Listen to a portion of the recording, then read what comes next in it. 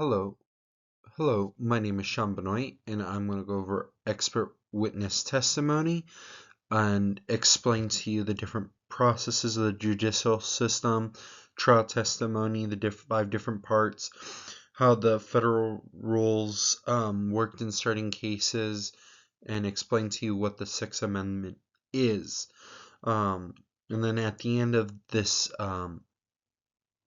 presentation, there's going to be a reference list of all the references that I used. So the first part is the criminal justice process. The first step in the process is the investigation portion.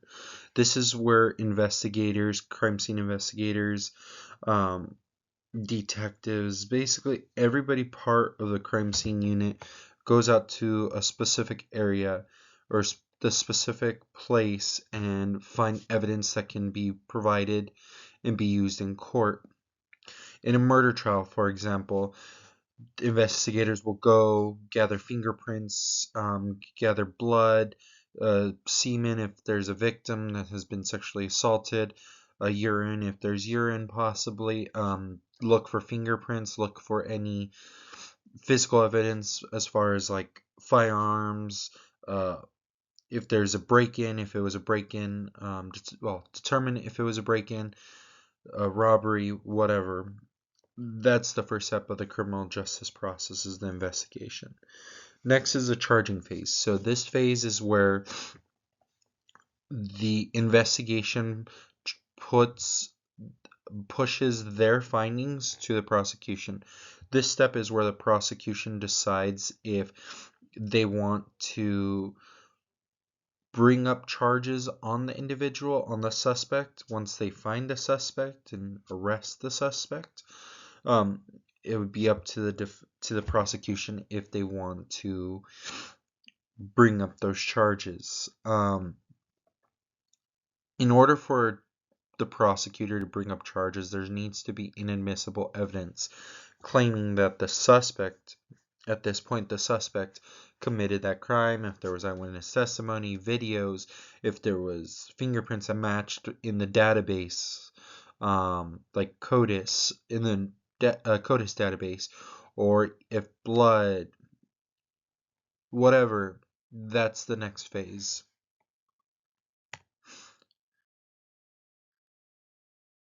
So this is a continued process of it.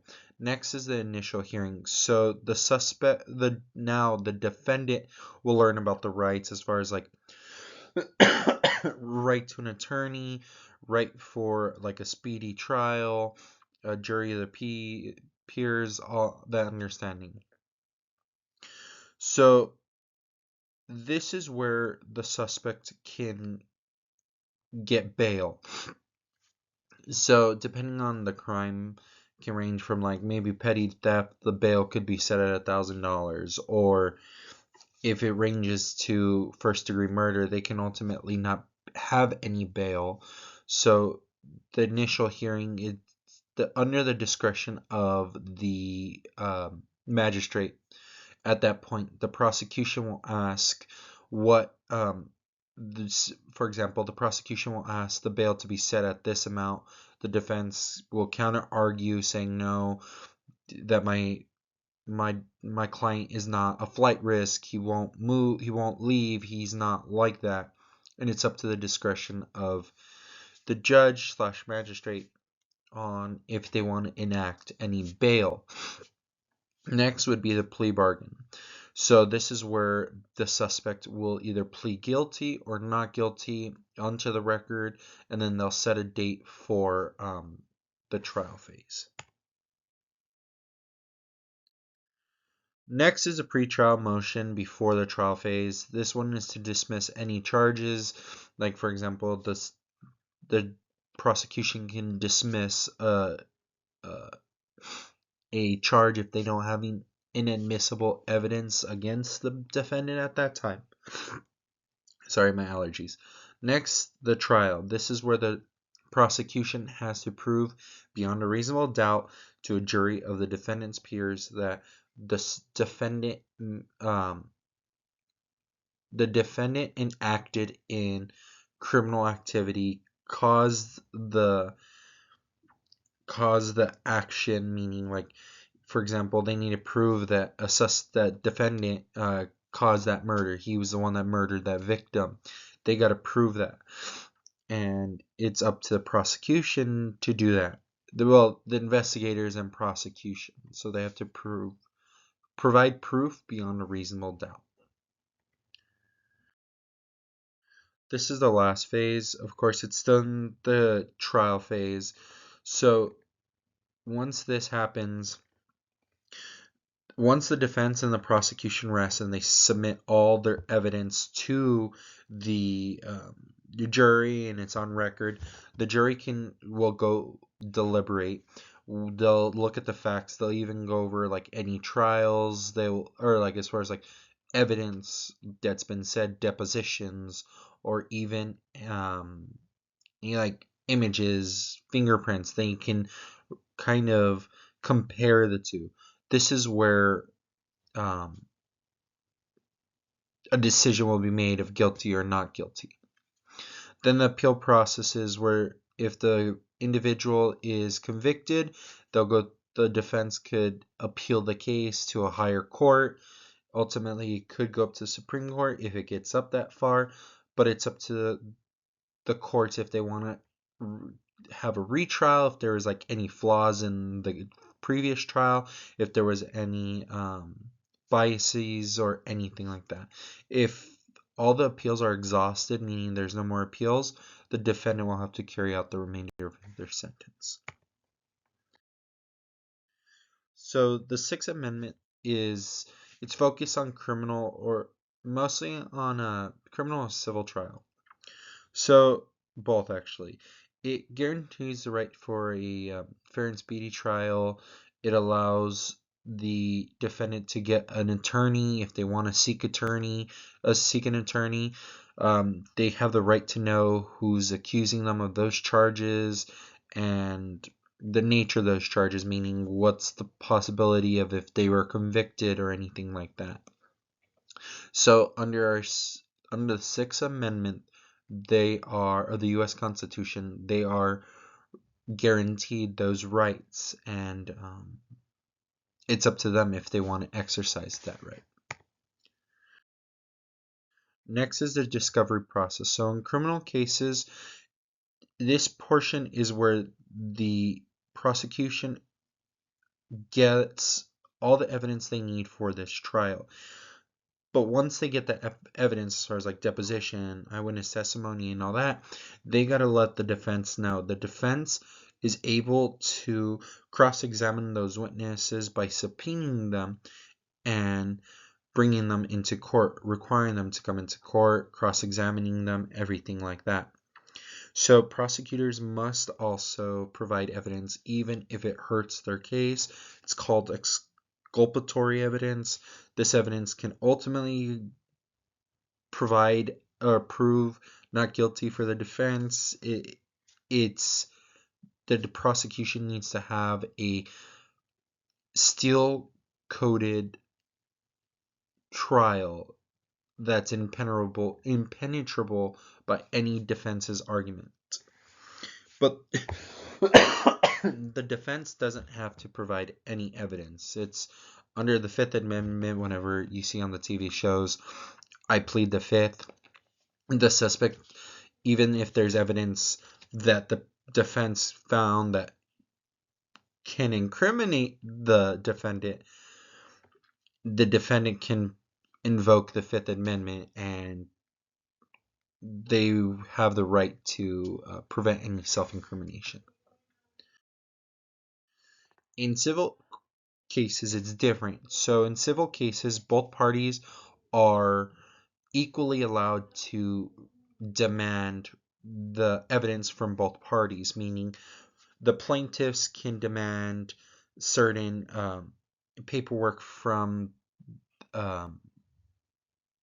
what is it called? Not the defendant. Basically, both parties can demand evidence from each other.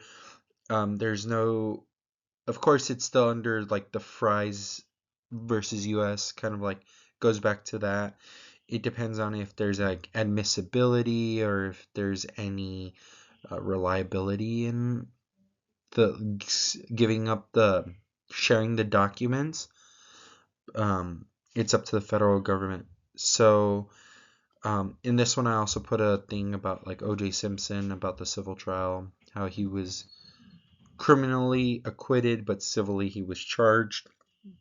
He was sued for $33.5 million for wrongful death. And with evidence from the criminal trial, they were able to prove there was wrongful death of Nicole and Ron Goldman. So the federal rules of evidence is a set of rules put in place that govern both criminal and civil trial. It only focuses more on the evidence that is submitted, if there's admissibility or if there's any reliability in the evidence. It's up to the courts to see what they allow, what they don't allow. So it's up to the discretion of the judge / magistrate on allowing that type of evidence or not. So this is one of the example of the federal rules that I selected. It's called Daubert versus Merrill Dow Pharmaceuticals. So petitioners Jason Daubert and Eric Schuler are suing the Merrill Dow Pharmaceuticals company because they claimed that Bendectin, which is an anti-nausea medication, caused birth defects in the individuals once their mothers took it. The only issue with that is, according to, respondent, which is a company from Merrill Dow Pharmaceuticals, submitted an affidavit with eyewitness expert that was well respected in this case, backed their claim that Benedictine did not cause any cancer, or didn't cause any birth defects in like 30,000 other cases, I believe. But according to the circuit courts, Fry versus United States was cited during this case, saying that the petitioners, even though they had 8 expert witnesses, could not satisfy the claims that Bendectin caused birth defects. So they weren't able to, the evidence that they provided wasn't really reliable in that sense. So that's why once they appealed it, they lost that appeal. Lastly is the 5 main parts of trial testimony. It's a pleading stage, pre-trial stage, trial stage, post-trial stage, and appeals. So the pleading stage is where the prosecution will file the charges and allow the defense to make any motions. Pre-trial is the discovery, so the prosecution has to give all the information, all the evidence, whatever they find, to the defense. The defense doesn't have to give it. The trial stage is a selection of the jury, so the defendant will go on trial and it goes through that process. Post-trial is once the closing arguments have concluded, the jury will then deliberate on the facts of the case and provide a guilty or not guilty verdict. And then the appeals is if they want to appeal, the defense wants to appeal if they're convicted. And then lastly, these are going to be my references. If there's any questions on this, please don't hesitate to reach out to me. I will answer as soon as possible. And if you guys have anything else, just let me know. Thank you.